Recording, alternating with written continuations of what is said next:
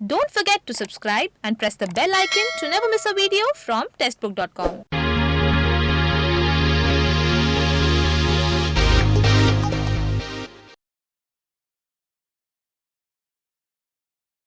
Hello officers, आज के इस सेशन में हम एक कॉलम बेस्ड अरेंजमेंट देखने वाले हैं जो मींस पॉइंट ऑफ व्यू से होगी, थोड़ी सी ट्रिकी होगी।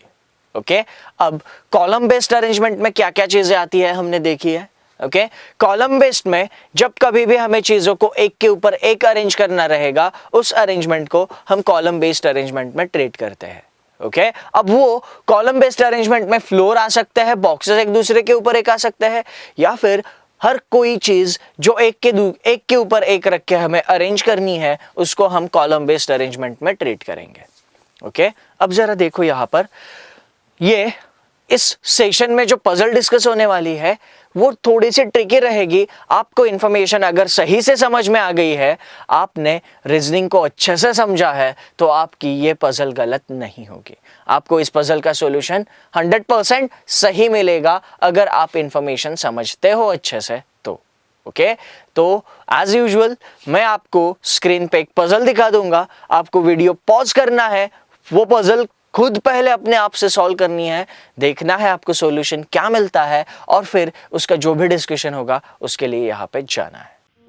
आई एम श्योर इस वीडियो ने पजल सॉल्व करने की पूरी प्रोसीजर समझने में आपकी काफी हेल्प की होगी, और हर एक बैंकिंग एस्पिरेंट पजल और सेटिंग अरेंजमेंट इस टॉपिक का इंपॉर्टेंस तो जानता ही है। ये एक वीडियो था कोर्स ऑफ द मंथ में, जो पजल एंड सेटिंग अरेंजमेंट का कोर्स हमने सिलेक्ट किया है उसका। एग्जाम के बदलते हुए पैटर्न को ध्यान में रखते हुए इस कोर्स को हमने बड़ी बारीकी से डिजाइन किया हुआ है, ताकि लेटेस्ट पैटर्न पे पूछे जाने वाले सारे पजल सॉल्व करने में आपको आसानी हो। ये कोर्स आपके सारे कंसेप्ट्स क्लियर करने में काम आएगा ही आएगा, उसी के साथ स्पीड और एक्यूरेसी बढ़ाने में भी काम आएगा। और यही तो चीजें चाहिए होती है कोई भी एग्जाम क्लियर करने के लिए, चाहे वो प्रीलिम्स हो चाहे मेंस हो।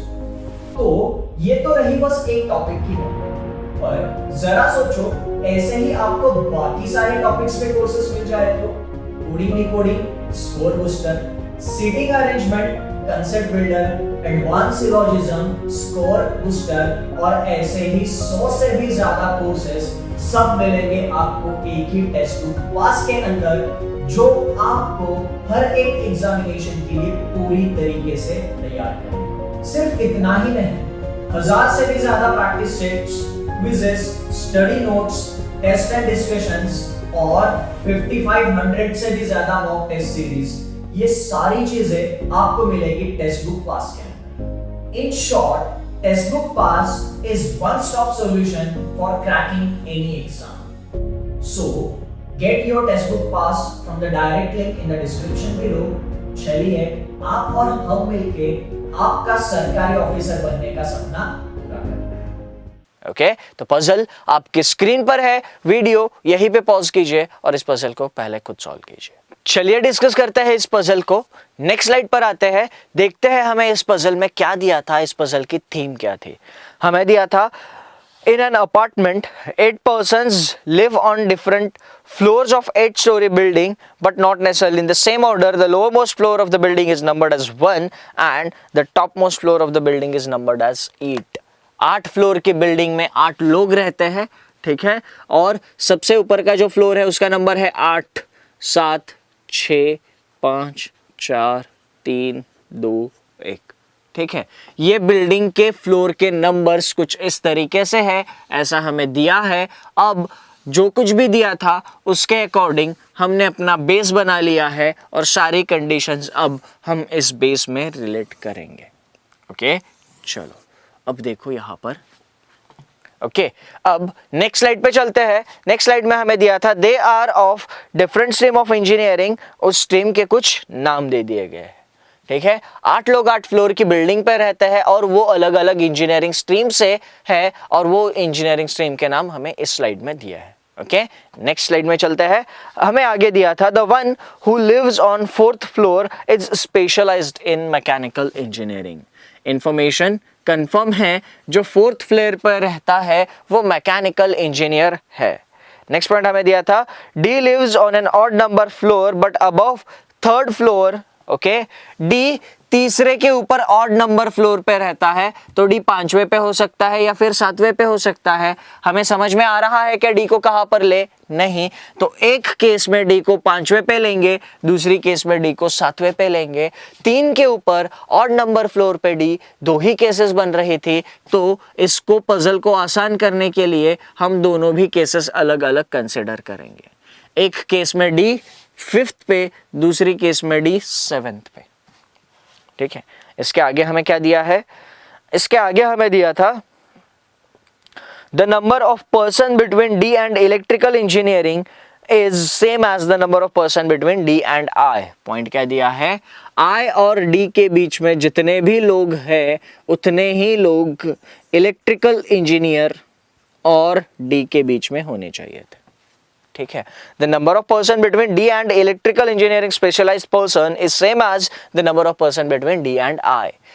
इस पॉइंट का मतलब क्या है जरा देखते हैं। आई डी के बीच में जितने लोग उतने ही इलेक्ट्रिकल इंजीनियर और डी के बीच में लोग होने चाहिए। यूजुअली अब तक हमने जो भी देखा है उसके अकॉर्डिंग ये डी जो है आई और इलेक्ट्रिकल इंजीनियर के बीचों बीच आना चाहिए था। ओके, यहां पर इसका एक और इंटरप्रिटेशन होता है, जब हम इंफॉर्मेशन रिलेट करने जाएंगे तब ये क्लियर हो जाएगा।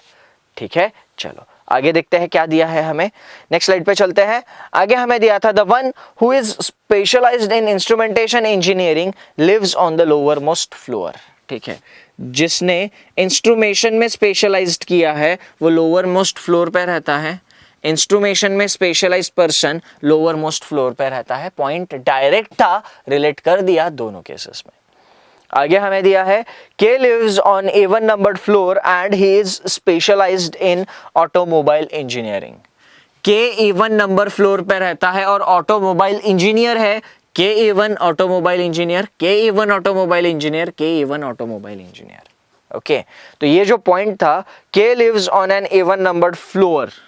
ओके, के का फ्लोर नंबर होना चाहिए था E1 और वो जो है वो होना चाहिए था ऑटोमोबाइल इंजीनियर। पॉइंट हमने नोट डाउन कर लिया। आगे हमें दिया था there are 2 floors between E and H, E lives above H। ठीक है, पॉइंट दिया था हमें E और H के बीच में 2 फ्लोर्स है और E H के ऊपर रहता है। ये पॉइंट हमें दिया था। इसके बाद आगे हमें दिया है there are 2 floors between E and H and E lives above H. E is specialized in aeronautical engineering. E is specialized in aeronautical engineering. हमें इंफॉर्मेशन दे दी गई है।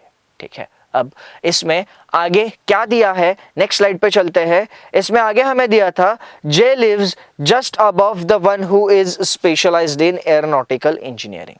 ठीक है, इंफॉर्मेशन क्या दी थी? एयरोनॉटिकल इंजीनियरिंग जिसमें भी स्पेशलाइज्ड किया है उसके जस्ट ऊपर जे होना चाहिए था, यानी ई के जस्ट ऊपर जे आ जाएगा। ओके, पॉइंट हमें दिया था J lives just above the one who is specialised in aeronautical engineering. आगे हमें दिया था the number of floors between the one who is specialised in aeronautical engineering and mechanical engineering is 2। Mechanical engineer और aeronautical engineer के बीच में 2 floor है। जैसा ही पॉइंट पढ़ते हैं समझ में आना चाहिए था। मैकेनिकल इंजीनियर से रिलेटेड इंफॉर्मेशन बेस में थी, एयरोनॉटिकल इंजीनियरिंग से रिलेटेड हमारे पास है। ठीक है, तो मैकेनिकल और एयरोनॉटिकल के बीच में 2 फ्लोर। इस केस की अगर हम बात करते हैं तो मैकेनिकल के नीचे 2 फ्लोर छोड़ के एयरोनॉटिकल कंसिडर कर सकते हैं क्या? नहीं, तो इस केस में एयरोनॉटिकल इंजीनियर को कंपलसरी हमें मैकेनिकल के ऊपर 2 फ्लोर छोड़ के कंसिडर करना पड़ेगा। कौन है एयरोनॉटिकल इंजीनियर? ई के जस्ट ऊपर कौन होना चाहिए था? जे। ई के नीचे 2 फ्लोर का गैप छोड़कर कौन होना चाहिए था? एच होना चाहिए था। यहां पर देखते हैं मैकेनिकल इंजीनियर 2 फ्लोर छोड़ के नीचे एयरोनॉटिकल इंजीनियर आ सकता है क्या? नहीं, तो 2 फ्लोर छोड़कर ऊपर कौन आना चाहिए था? Aeronautical engineer. इस केस में एयरोनॉटिकल इंजीनियर कौन बन गया? डी बन गया, पर एयरोनॉटिकल इंजीनियर होना कौन चाहिए था? ई। यानी इसका मतलब ये केस जो है ये अभी गलत हो गई। ठीक है, केस हमारी गलत हो गई। चलो आगे देखते हैं क्या दिया है हमें। The one who is specialized in civil engineering lives on odd number floor. ठीक है, जिसने सिविल इंजीनियरिंग में स्पेशलाइजेशन किया है वो ऑड नंबर फ्लोर पे होना चाहिए था। सिविल इंजीनियर 7 पे नहीं आ सकता, सिविल इंजीनियर 5 पे आ सकता है, सिविल इंजीनियर 3 पे आ सकता है, 2 पे नहीं। ठीक है, तो जिसका स्पेशलाइजेशन सिविल इंजीनियरिंग है वो 5 या 3 इसमें से कहीं ना कहीं आना चाहिए था। फिलहाल हम श्योर नहीं है। ठीक है, चलो नेक्स्ट स्लाइड पे चलते हैं। आगे हमें दिया था the number of floors between the one who is specialised in chemical engineering and J is 4। J और जिसने केमिकल इंजीनियरिंग में स्पेशलाइजेशन किया है उनके बीच में 4 फ्लोर्स है। जे यहां पर है, 1 2 3 4 फ्लोर्स छोड़कर यहां पर कौन आना चाहिए था? वो पर्सन जिसने केमिकल इंजीनियरिंग में स्पेशलाइजेशन किया है। जे और केमिकल इंजीनियरिंग के बीच में 4 फ्लोर्स होने चाहिए थे। यहां पे हमने केमिकल इंजीनियर को कंसिडर कर लिया है, तो सिविल इंजीनियर आ सकता है कि यहां पर? नहीं, यहां पे सिविल इंजीनियर नहीं आ सकता, तो सिविल इंजीनियर यहां पर 5th फ्लोर पे आना चाहिए था, क्योंकि सिविल के लिए हमारे पास 2 ही चॉइसेस थी, या तो 5th या तो 3rd। 5th और 3rd में से 3rd कैंसिल हुआ, सिविल जाना कहां चाहिए था? 5th पे। ठीक है, आगे हमें दिया था इसी स्लाइड में the one who is specialised in aeronautical engineering lives on odd numbered floor. Aeronautical engineering में जिसने स्पेशलाइजेशन किया है वो ऑड नंबर फ्लोर पे होना चाहिए था। इंफॉर्मेशन ऑलरेडी सेटिस्फाई हो चुकी है। आगे हम देखते हैं नेक्स्ट स्लाइड पे क्या दिया है। The number of floors between the one who is specialised in civil engineering and the floor on which F lives is same as the number of floors between F and G. Point हमें दिया था कि number of floors जिसने civil में specialisation किया है और F, वो एफ और जी के बराबर होने चाहिए थे। ठीक है, एफ और सिविल के बीच में जितने भी नंबर ऑफ फ्लोर्स है वो सेम होने चाहिए थे एफ और जी के बीच में जितने हैं उनके बराबर। ठीक है, अब इसका मतलब क्या होगा जरा देखो। इसका मतलब एफ जो है वो सिविल और जी के बीचों बीच आना चाहिए, ये एक मतलब इसका बनता है। जरा देखते हैं। ठीक है, अब देखो सिविल इंजीनियर यहां पर है। ठीक है, सिविल इंजीनियर 5th फ्लोर पे है। अगर इसके तुरंत ऊपर एफ को कंसीडर करे, ओके, तो इसके तुरंत ऊपर जी कंसीडर हो सकता है क्या? नहीं। सिविल और एफ के बीच में जितना गैप था, ओके, अब एफ कहां कहां पर ले सकते हैं? इस केस में सारी जगह चेक करेंगे। एफ के लिए 1 2 3 4 जगह खाली है। इन चारों जगह पर एफ को कंसीडर करेंगे। एफ हमने यहां पर ले लिया। एफ और सिविल के बीच में 0 का गैप हो जाएगा। एफ और जी के बीच में 0 का गैप आ सकता है क्या? नहीं आ सकता। एफ अगर हमने इस पोजीशन पे कंसीडर किया तो एफ और सिविल के बीच में कितना गैप आ जाएगा? 1 का। एफ अगर हम इस पोजीशन पे कंसीडर करते हैं तो सिविल और एफ के बीच में 1 का गैप आ जाएगा। एफ और जी के बीच में भी गैप कितना आना चाहिए था? 1 का ही। 1 का गैप छोड़कर जी नीचे आ सकता है। 1 का गैप छोड़कर जी ऊपर आ सकता है क्या? नहीं आ सकता। तो एफ यहां पर लिया तो जी नीचे आ सकता है, यानी एफ के लिए ये पोजीशन बन सकती है। ठीक है, यहां पर एफ को देखते हैं। अगर एफ हमने यहां लिया तो सिविल और के बीच में कितना हो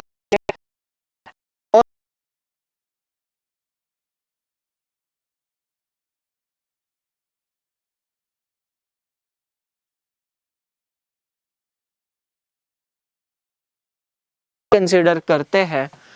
सिविल और एफ के बीच में 3 लोग हो जाएंगे। एफ और जी के बीच 3 का गैप छोड़कर जी हम कंसीडर नहीं कर पाएंगे। इसका मतलब इस केस में एफ कंफर्म हो गया। सिविल और एफ के बीच में 1 का गैप, एफ और जी के बीच में 1 का गैप। कंडीशन सेटिस्फाई हो गई है। इसका अब हमें कोई काम नहीं है। ठीक है, आगे हमें दिया था I lives below the floor on which D lives. ठीक है, आई का फ्लोर जो है वो डी के नीचे होना चाहिए था। ये इंफॉर्मेशन हमें दी थी। अब जरा ये इंफॉर्मेशन कहां कहां पे रिलेट हो सकती है देखेंगे। डी और आई का गैप, डी और इलेक्ट्रिकल इंजीनियर का गैप सेम होना चाहिए था। ठीक है, डी यहां पर है, डी के नीचे आई रहता है। डी के नीचे आई को कंसिडर करने के लिए हमारे पास एक ही जगह खाली बची है। ठीक है, डी के नीचे आई को कंसिडर करने के लिए हमारे पास एक ही जगह खाली बची है। इंफॉर्मेशन क्या दी है? डी और आई के बीच में जितने लोग हैं, कितने लोग आ चुके हैं डी और आई के बीच में? 2, उतने ही डी और इलेक्ट्रिकल इंजीनियर के बीच में आने चाहिए थे।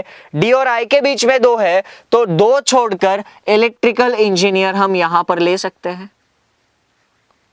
ठीक है, अब जरा देखो हमें यहां से क्या पता चला है, डी और इलेक्ट्रिकल इंजीनियर के बीच में 2 का गैप होना चाहिए था। ये नहीं पता है इलेक्ट्रिकल इंजीनियर के ऊपर डी रहेगा 2 छोड़ के या नीचे डी रहेगा 2 छोड़ के, ये नहीं पता है।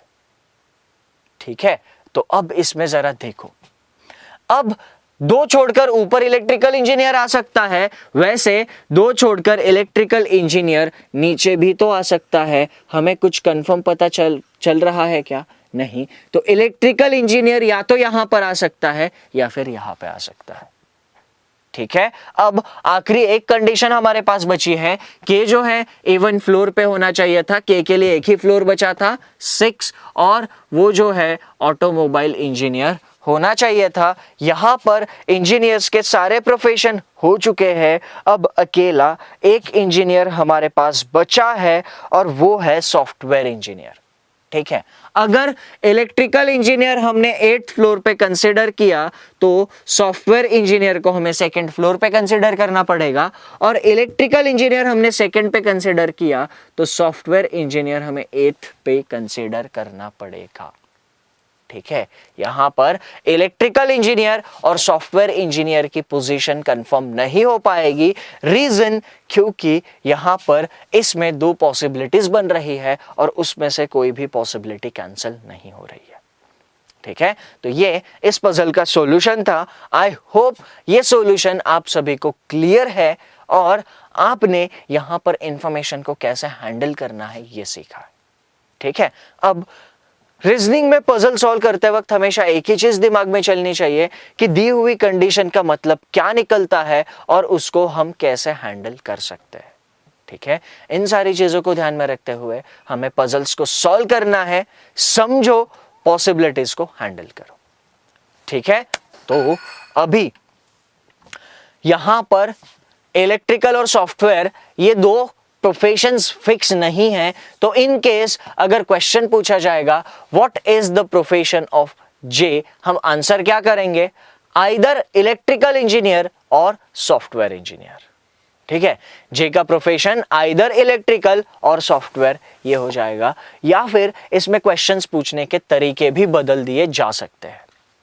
ठीक है, फॉर एग्जाम्पल अगर क्वेश्चन पूछा जाएगा if software engineer lives above the floor on which civil engineer lives, if software engineer lives above the floor on which civil engineer lives, what is the profession of I?